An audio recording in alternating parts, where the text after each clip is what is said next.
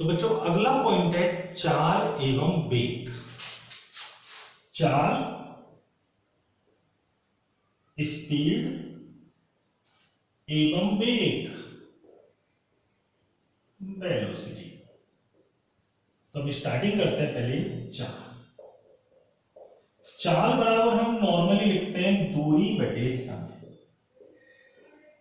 चाल किसे कहते हैं? दूरी बटे समय।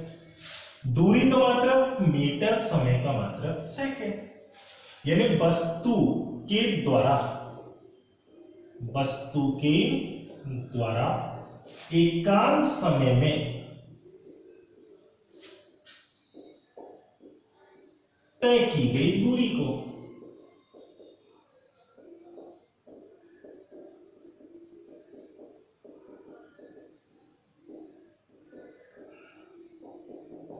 वस्तु के द्वारा एकांक समय में तय की गई दूरी को क्या कहते हैं? चाल।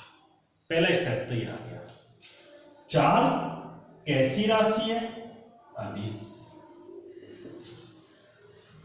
चाल हमेशा कैसी होती है? धनात्मक, क्योंकि दूरी धनात्मक है, समय भी धनात्मक है, तो ये भी हमेशा कैसी होगी? धनात्मक। चाल के प्रकार।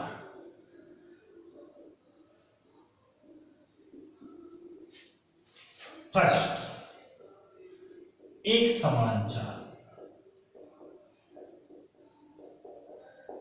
एक समान चाल,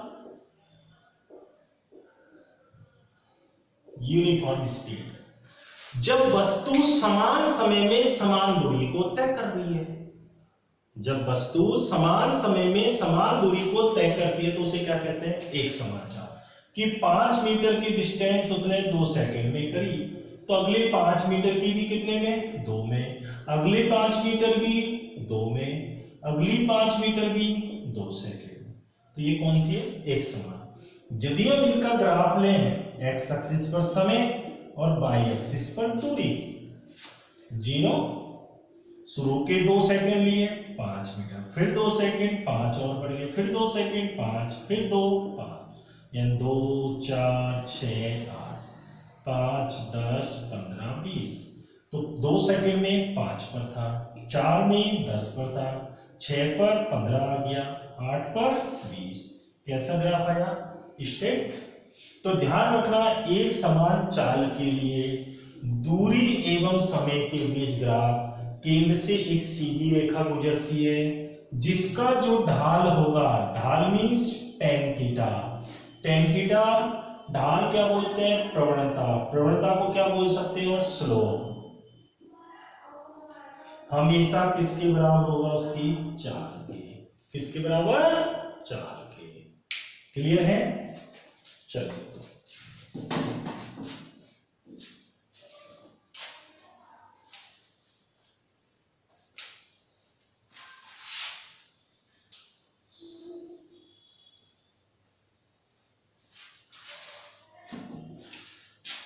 सेकंड आपका है असमान चाल या परिवर्ती चाल।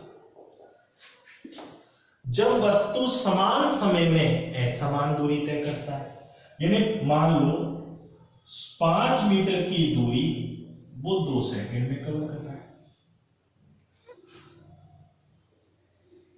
फिर 7 मीटर की दूरी वो 2 सेकंड में कवर करे, 10 मीटर की दूरी फिर 2 सेकंड, लेकिन फिर 1 मीटर की दूरी में 2 सेकंड लगे। यानी असमान दूरी को समान समय में करें, या समान दूरी को असमान समय में तय करें। कैसे बोल रहा हूं? असमान दूरी को जब समान समय में तय कर जाए या समान दूरी को असमान समय में तय करे, उसे क्या कहते हैं? असमान चाल। जब गतिशील पिंड समान समय अंतराल में असमान दूरी तय कर रहा है, या गतिशील पिंड असमान दूरी समान समय अंतराल में क्या कर जाए? तय कर जाए, या समान दूरी को असमान समय में तय कर ले, उसे हम क्या कहते हैं? असमान चाल। क्लियर आ गया? यदि आप इसका ग्राफ प्लॉटेड करोगे, टेढ़ा मेढ़ा कुछ भी हो सकता है। क्यों? ग्राफ उसके अकॉर्डिंग आएगा नहीं, सीधी सरल रेखा। तो ये होती है एस समान चाल। तीसरी आती है औसत चाल, एवरेज स्पीड। एवरेज गतिशील पिंड के द्वारा तय की गई कुल दूरी तथा उसमें लगे समय के अनुपात को। गतिशील पिंड जो दूरी तय कर रहा है और उसमें जितना समय लगेगा उन दोनों का अनुपात ही क्या कहलाएगा? औसत चाल। तो क्या लिखेंगे हम इसकी परिभाषा? गतिशील निकाय या पिंड के द्वारा तय की गई कुल दूरी तथा लगे समय अंतराल के अनुपात को।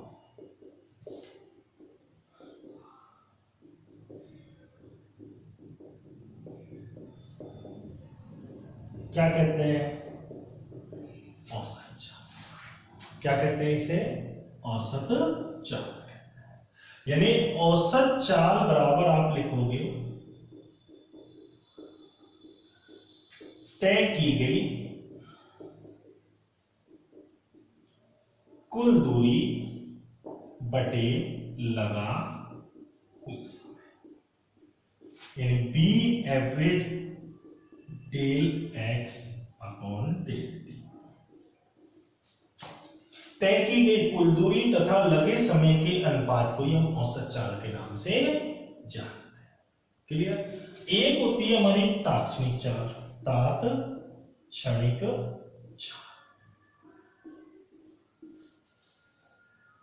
किसी क्षण पर, किसी क्षण विशेष पर गतिशील पिंड की चाल को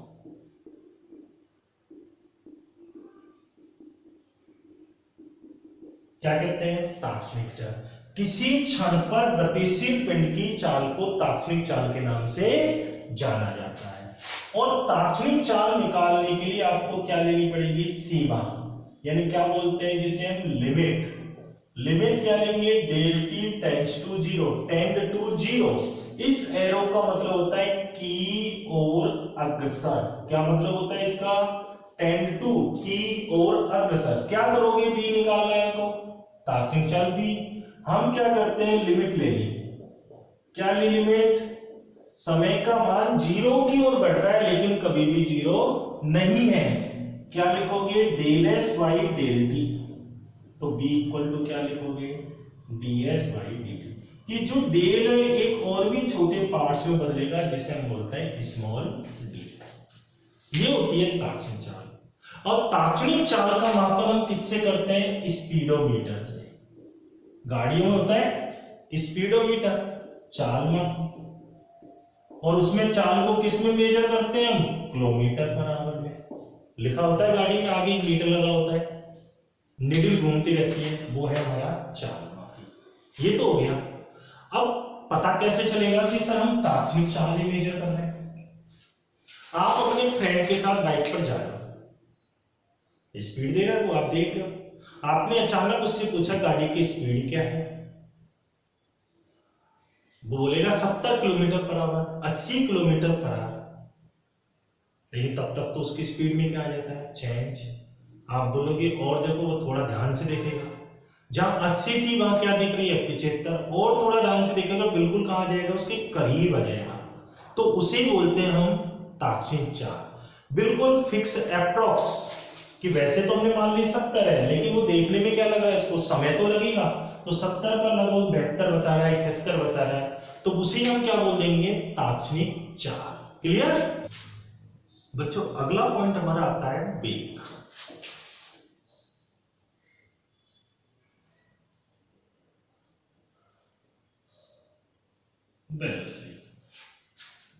होती क्या है? गतिशील पिंड के द्वारा, गतिशील पिंड के द्वारा निश्चित दिशा में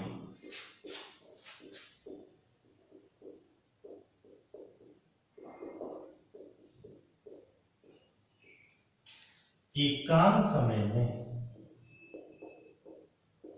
तय किए गए पथ की लंबाई, पथ की लंबाई किसे कहते हैं? दूरी को क्या कहते हैं? वेग। क्योंकि हमने ये परिभाषा कैसे बनाई? वेग बराबर पढ़ते हैं विस्थापन बटे समय।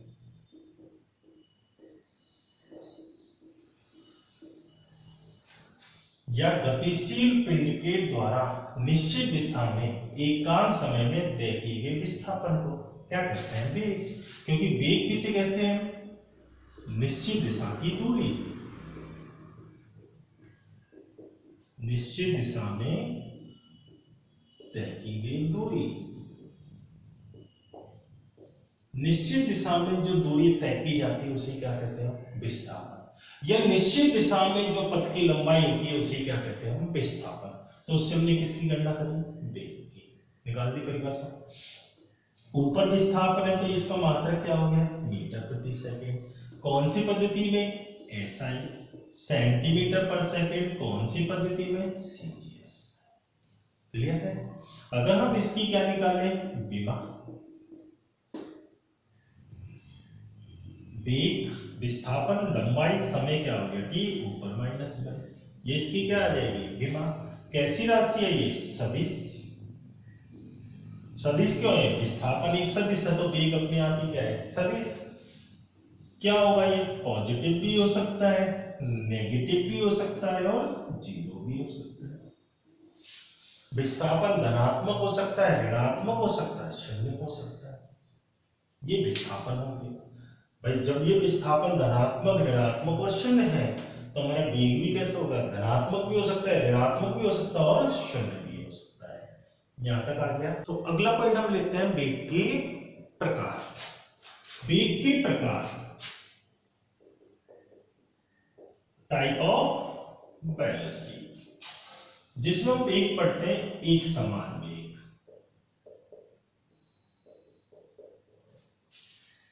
जब गतिशील पिंड का वेग सदैव क्या है? समान है। अब समान किस किस में रहना चाहिए? परिमाण में तो समान रहना चाहिए, साथ ही साथ किस में समान रहना चाहिए? दिशा में। जब गतिशील पिंड का वेग परिमाण एवं दिशा में क्या हो? समान हो तो उसे कहते हैं एक समान वेग। और ये कब कब संभव है? जब पिंड केवल एक सरल रेखा में, सीधी रेखा में क्या करे? गति करे, एक स्ट्रेट लाइन में क्या करे? मूव करे। ये तभी संभव है। और जब वेग समान होगा तो हमेशा ध्यान रखना उसका त्वरण क्या होगा? जीरो। क्योंकि त्वरण किसे कहते हैं? वेग में परिवर्तन की दर। जब वेग में परिवर्तन ही नहीं होगा तो त्वरण क्या होगा? हमेशा जीरो। ये तो हो गया एक समान वेग। दूसरा लेते हैं असमान वेग, या जिसे हम बोलते हैं परिवर्ती वेग, नॉन यूनिफॉर्म या वेरिएबल। किसे कहते हैं? जब गतिशील पिंड का वेग क्या हो? भिन्न भिन्न हो जाए। गतिशील पिंड का हर समय वेग क्या आ रहा है? अलग अलग आ रहा है, भिन्न भिन्न आ रहा है, असमान है, तो उसे हम क्या कहते हैं? असमान। यानी गतिशील पिंड का जो वेग है वो नियत नहीं रहेगा। जब गतिशील पिंड का वेग नियत नहीं रहता है तो उसे कहते हैं असमान वेग। और जब वेग ही असमान है तो त्वरण कभी भी जीरो नहीं हो सकता। असमान हो सकता है कि इसमें दिशा समान हो, लेकिन परिमाण क्या हो सकता है उसका? अलग अलग हो सकता है। यह हो सकता है कि दिशा तो अलग अलग है, दिशा बार बार चेंज कर रहा है, लेकिन परिमाण उसका क्या हो रहा है? समान है। यानी या तो दिशा समान हो, परिमाण अलग हो, या परिमाण समान हो, दिशा अलग हो, या दोनों ही अलग अलग हो, तब कौन सा वेग आएगा? असमान वेग। विस्थापन में परिवर्तन की दर या निश्चित दिशा में एकांत समय में तय की गई दूरी को ओनली क्या कहते हैं? वेग। फिर वेग की ये दो क्या पढ़ लिए? प्रकार। तीसरा औसत वेग, एवरेज। कैसी राशि है, सदिश, तो इस पर सदिश का साइन लगा दो चाहे। एवरेज वेलोसिटी किसे कहते हैं, गतिशील पिंड के द्वारा तय किए गए कुल विस्थापन, तय किए गए कुल विस्थापन तथा लगे समय अंतराल, लगा समय अंतराल के अनुपात को औसत वेग कहते हैं। जो उसने कुल विस्थापन तय किया है और उस विस्थापन को तय करने में जो समय लगा, इन दोनों का अनुपात ही हमारा क्या कहलाएगा, औसत वेग। और औसत वेग बराबर विस्थापन बटे लगा समय, विस्थापन बटे लगा समय। लास्ट एक आता है हमारा तात्क्षणिक वेग।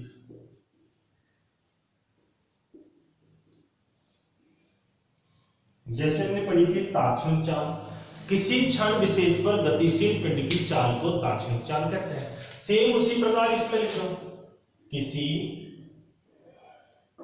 क्षण विशेष या समय t पर गतिशील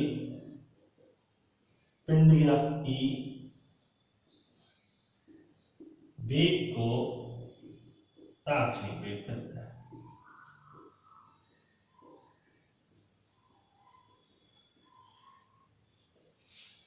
किसी समय पर गतिशील पिंड की चाल को तात्क्षणिक चाल कहते हैं, किसी समय t पर गतिशील पिंड के वेग को तात्क्षणिक वेग कहते हैं। सेम उसी के अकॉर्डिंग इसकी भी क्या ले दोगे, limit del t tends to क्या लिखोगे, 0, यानी समय किसकी ओर बढ़ रहा है, 0 की ओर। और ये हो गया del s by del t। तो जो डेल है वो किस में कन्वर्ट हो जाएगा, ds में। ये उसकी कौन सा वेग आ गया, तात्क्षणिक वेग। किसी समय विशेष पर कण की चाल को तात्क्षणिक चाल, किसी समय विशेष पर कण के वेग को तात्क्षणिक वेग के नाम से जान। तो टोटल कितने वेग हुए, 4। एक समान वेग, असमान वेग, औसत वेग, तात्क्षणिक वेग। क्लियर। अब 2-3 इंपॉर्टेंट पॉइंट देख लो। फर्स्ट, चाल का जो मापन करते हैं वो हम किससे करते हैं, चाल मापी से, यानी स्पीडोमीटर से। और ये किसमें मेजर करता है, किलोमीटर पर आवर में। और जिस चाल को ये मेजर करता है उसका नाम है तात्क्षणिक चाल। पहला पॉइंट आ गया। सेकंड, तात्क्षणिक जो वेग होता है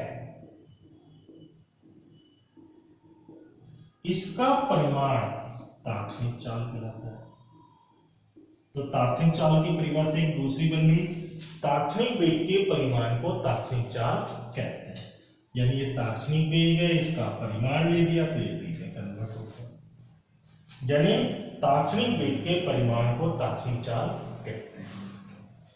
अच्छा, एक और ध्यान रखना, जो ये तात्क्षणिक वेग है इसकी दिशा सदैव पथ के स्पर्श रेखीय दिशा में होती है।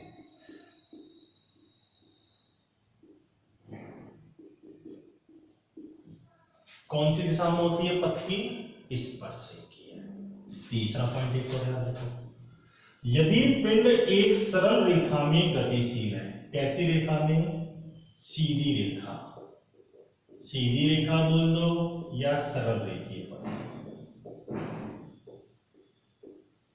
जब कोई भी पिंड एक सरल रेखीय पथ में गतिशील है तब हमेशा ध्यान रखना जो तात्क्षणिक वेग है वो औसत वेग के बराबर होगा और जो औसत वेग है वो औसत चाल के बराबर है। क्योंकि सीधी सरल रेखा में जब गति करते हैं तो दूरी और विस्थापन दोनों एक दूसरे के क्या हो जाएंगे, बराबर। और दूरी और विस्थापन जब एक दूसरे के क्या होंगे, समान होंगे, तो वेग और चाल भी एक दूसरे के क्या हो जाएगी, समान हो जाएगी। क्लियर है। अगला जो इंपॉर्टेंट नोट है वो क्या है, एक कार है, वो जयपुर से बॉम्बे जा रहा है। एक कार जयपुर से कहां जा रही है, बॉम्बे। अपनी तय की गई कुल दूरी की, अपनी तय की गई कुल दूरी की आधी दूरी, यानी बीच में कुछ भी आता है, आधी दूरी यानी s/2 चाल b1 से शेष आधी दूरी चाल b2 से तय कर रहा है। शेष आधी दूरी चाल b2 से तय कर रहा है। औसत चाल, औसत चाल किसे कहते हैं? कुल दूरी बटे कुल समय। कुल दूरी क्या हो गई? s, समय वही t1 प्लस t2, क्योंकि आधी दूरी तय करने में मान लीजिए समय t1 लग रहा है, शेष आधी दूरी तय करने में समय क्या है? t2। ये हमने अपनी तरफ से क्या किया? माना, क्योंकि दे रखा उसने क्वेश्चन में केवल क्या है? तय की गई कुल दूरी की आधी दूरी चाल b1 से शेष आधी दूरी चाल b2 से तय कर रहा है। औसत चाल क्या है? तो b एवरेज हो गया, ये s समय बराबर दूरी बटे चाल, समय बराबर दूरी बटे चाल। पहले में b1 है तो दूसरे में b2। s/2 क्या ले लिया मैंने? कॉमन, 1/b1 प्लस 1 क्या आ गया? b2। s से s कैंसिल, क्या आएगा? 1/2 b1 b2 क्या आ गया? एलसीएम, तो क्या आ जाएगा? b2 plus b1। अरे b1 b2 एलसीएम ले लो, सॉल्व कर लो। 2 और b1 b2 पलट के कहां गया? ऊपर, तो क्या आंसर आ गया? 2b1 b2 upon b1 plus b2। यदि ये क्वेश्चन ऐसे होता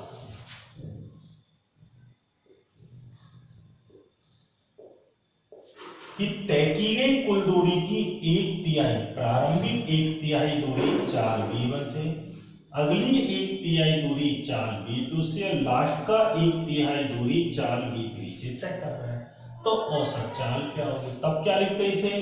s1 plus s2 plus s3 upon t1 plus t2 plus t3। ये s1, ये s2, ये s3, टोटल कितनी है? वही s ही है। चाल b1 निकाल लो, दूरी बटे समय s बटे 3 दूसरी s बटे 3b2 और तीसरी s बटे 3b3। सॉल्व करोगे तो इसका आंसर क्या आएगा? देखो ऊपर s है, s/3 क्या आ गया? कॉमन, 1/b1, 1/b2 और 1/b3। s से s कैंसिल हो जाएगा, तो आगे सॉल्व करो। b एवरेज क्या आएगा? ऊपर 1, 1/3, कैल्शियम लोगे तीनों में, b1 b2 b3, तो b1 से b1 कैंसिल, क्या आ जाएगा? b2 b3, b2 से b2 में भाग, b1 b3 बचेगा, और लास्ट में क्या चलेगा? b3 से b1, तो b1 b2। तो क्या आंसर आ गया? 3b1 b2 b3 upon b1 b2 plus b2 b3 plus b3 b1। यदि वो 3 पार्ट्स में डिवाइड करोगे तो 3 पार्ट्स के अकॉर्डिंग आंसर आ रहा है, 2 पार्ट्स में हमने डिवाइड किया तो 2 के अकॉर्डिंग, 4 में करोगे तो 4 के अकॉर्डिंग। ये हमको दिमाग में थोड़ा ध्यान रखना है। अगला इंपॉर्टेंट पॉइंट देखिए, मान लो गतिशील एक पिंड है जिसको ए से कहां पहुंचना है? इस बी तक। पहले ए से वो गया ये सी, सी से गया डी, डी से गया ई, ठीक है। टोटल उसको जो ये दूरी कवर करनी है वो कितनी करनी है? एस। ए से सी जाने में समय t1, then t2, then t3, then t4। ए से सी का जो वेग है वो है वहां पर उसकी चाल v1, then v2, then v3, then v4। ऐसे समझ लो, एक कण ए से बी जा रहा है, t1, t2, t3, t4 समय अंतराल में क्रम से उसका वेग v1, v2, v3, v4 है। t1 समय है जब वेग v1 या चाल v1, t2 पर चाल v2, t3 पर चाल v3, t4 पर चाल v4 है। औसत चाल क्या होगी? क्लियर? औसत चाल, औसत चाल का हम फॉर्मूला जानते हैं, कुल दूरी बटे लगा कुल समय। कुल दूरी यदि डायरेक्ट s दे रखी है तो s लिख दो, और समय क्या लिख दोगे? t1 plus t2 plus t3 plus t4। पहला स्टेप तो याद है। लेकिन यदि s नहीं दे रखा है तब कैसे करोगे? a से c तक की दूरी को क्या मान लें? s1। H2 फिर H3 फिर H4, A से C H1, C से D H2, D से E H3, E से B H4। तो S को हम क्या लिख सकते हैं फिर S1 plus H2 plus S3 plus S4 upon T1 plus T2 plus T3 plus T4। Clear? कैसे करेंगे? S1 दूरी होती है, हम जानते हैं चाल होती है, चाल बराबर होता है दूरी बटे समय। तो दूरी बराबर क्या हो जाएगा? चाल इंटू समय। तो S1 बराबर क्या हो जाएगा? B1 T1, S2 बराबर B2 T2, S3 बराबर B3 T3 और S4 बराबर B4 T4 बटे T1 plus T2 plus T3 plus T4। ये हमारी औसत चाल आ जाएगी। पूरा समझ में आ गया? बोलिए। चलिए तो सेकंड नोट लेते हैं।